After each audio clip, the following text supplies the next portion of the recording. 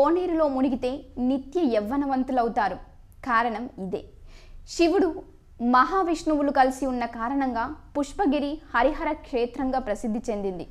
అద్భుత శిల్పా సౌందర్యంతో అపురూప కట్టడాలతో ఈ క్షేత్రం అలరారుతోంది. జనమేజయుడు చేసిన సర్పయాగ పాప పరిహారార్థం శుక మహర్షి ఆదేశంపై పుష్పగిరి కొండపై ఈ ఆలయమును నిర్మించినట్లు చరిత్ర ద్వారా తెలుస్తుంది.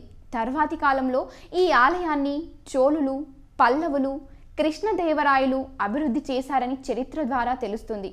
దక్షిణ కాశీగా ప్రసిద్ధి చెందిన పుష్పగిరి కడప నుంచి 16 కిలోమీటర్ల దూరంలో ఉంది. ఆదిశంకరులు పూజించిన చంద్రమౌళీశ్వర లింగం ఇక్కడే ఉంది. ఇక్కడ విద్యారణ్య స్వామి శ్రీచక్రాన్ని ప్రతిష్ఠించాడు. శైవులకు, వైష్ణవులకు కూడా పుష్పగిరి ప్రముఖ పుణ్యక్షేత్రం. వైష్ణవులు దీని మధ్య అహోబిలమని, శైవులు దీని మధ్య కైలాసమని అంటారు. ఆంధ్రప్రదేశ్లో ఇదొక్కటే శంకరాచార్య మఠం. ఒక్కసారి పురాణాల్లోకి వెళ్తే గరుత్మంతుడు ఇంద్రుణ్ణి అమృతాభండాన్ని తీసుకొని వస్తున్నాడు. ఇంద్రుడు అడ్డగించాడు.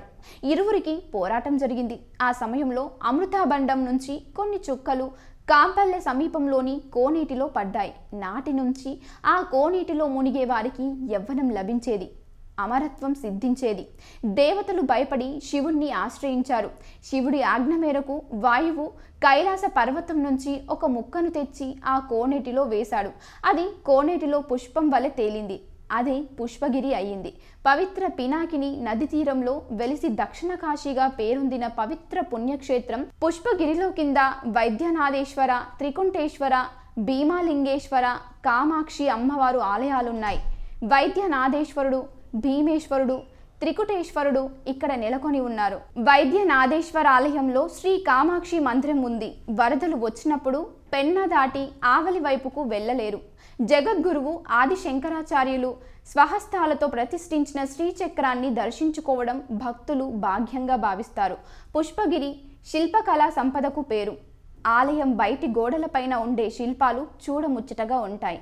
అక్కడ ఏనుగుల వరుసలు, గుర్రాల మీద వీరుల విన్యాసాలు రమ్యంగా ఉన్నాయి. భారత రామాయణాల్లోని ముఖ్య ఘట్టాలు చిత్రీకరించబడ్డాయి. కిరతార్జున గాథ చిత్రీకరించబడింది. నటరాజ నృత్యం చూసి తీరాలి. ఇక్కడి శిల్పాలలో సౌందర్యం తొణికిసలాడుతూ ఉంటుంది. ఈ గ్రామాన్ని గురించి తెలుగులో తొలి యాత్ర చరిత్రగా చెప్పబడే కాశీ యాత్ర చరిత్రలో ప్రస్తావనలున్నాయి. గ్రంథకర్త ఏనుగుల వీరస్వామయ్య తన కాశీ యాత్రలో ఈ గ్రామంలో 1830 సంవత్సరాంతంలో విడిది చేశారు. ఆ సమయంలో తాను గమనించిన గ్రామ విశేషాలను గ్రంథంలో చేర్చుకున్నారు. అక్కడి బ్రాహ్మణులు కొంత వేదాంత విచారణ గలవారుగా కనబడుచున్నారు. నది దాటి ఊరు ప్రవేశించవలను, మళ్ళీ నది దాటి బాటకు రావలను. శ్రీ వైద్యనాథేశ్వర బ్రహ్మోత్సవాలలో 3 రోజుల పాటు తిరునాళ్లు జరుగుతుంది. పుష్పగిరి చేరుకోవడానికి 3 మార్గాలున్నాయి. ఒకటి కడప నుండి చెన్నూరు మార్గంలో ఉప్పరపల్లి మీదుగా కొండకు చేరవచ్చు. ఇక కాజీపేట నుంచి వయా చిత్తల పత్తూరు మీదుగా భక్తులు వచ్చేందుకు వీలుగా వాహనాలు ఎక్కువగా తిరుగుతాయి. జాతీయ రహదారిపై తాడిపత్రి నుంచి వల్లూరు వయా ఆది నిమ్మాయల్పల్లె మీదుగా వెళ్ళొచ్చు.